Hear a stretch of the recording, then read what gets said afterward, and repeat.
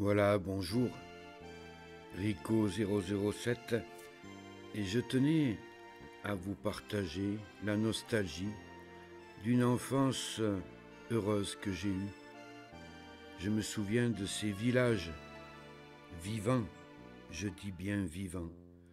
Quand je vois les villages d'aujourd'hui, les commerces qui ferment petit à petit, je me souviens. Je me souviens de mes 14 ans. On allait au bistrot chez Edith. Certains de vous se rappellent certainement ces bistrots qui étaient bombés de monde, où on tapait un baby, un flipper, on buvait un sirop, et il y avait de la vie. Une vie que je ne retrouve plus aujourd'hui. Je me rappelle de ces fêtes d'antan, les corsos, où les rues étaient pleines. L'été, les terrasses des cafés qui étaient jusqu'à pas d'heure bondées de monde. Les fêtes de la batteuse, les petits bals de quartier. Une ambiance tellement chaude, tellement belle. Où est passé tout cela? Je ne veux pas être pessimiste, mais mon enfance a été vraiment dorée, entourée de copains. On prenait la mobilette, on allait de village en village suivant les fêtes foraines, les auto-tamponneuses, la famille Graff. Ah, des bons souvenirs.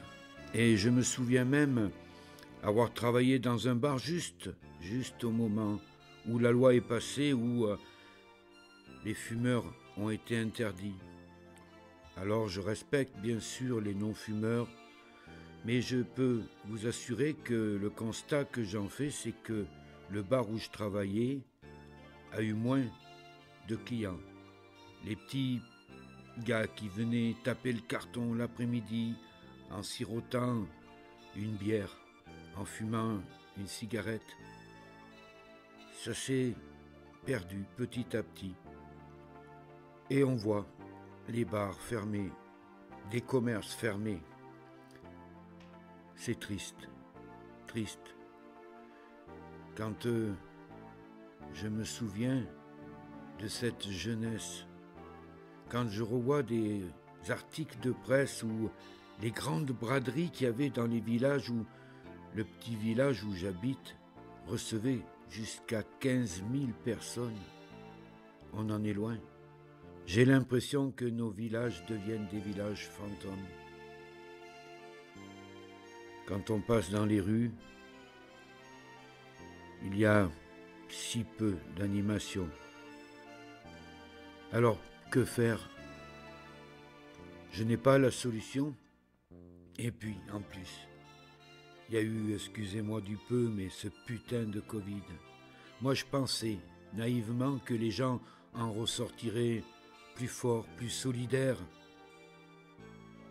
Et c'est le contraire. Chacun pour soi. Ah, Coluche, tu avais raison quand tu disais « l'homme est un loup pour l'homme ». Voilà cette petite réflexion que je désirais vous partager. C'est quand même aberrant de voir cela quand on a vécu des années heureuses et qu'on voit cette vie qui s'endort tout doucement. Mais jusqu'où?